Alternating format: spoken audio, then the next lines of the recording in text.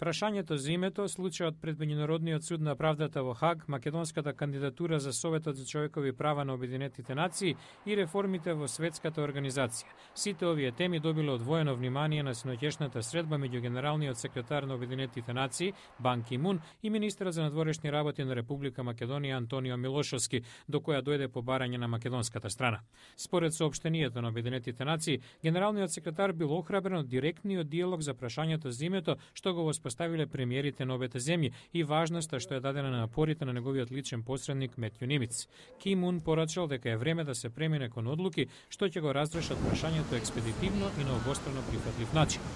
Милошовски во изјава за Гласот на Америка на македонски подлече дека Македонија го поддржува процесот под покровителство на Обединетите нации. Македонија како субјект има реална, искрена потреба и очекувања овој македонско-грчки диалог да продолжи, а се со цел да ги приближиме ставовите и да можеме да стигнеме до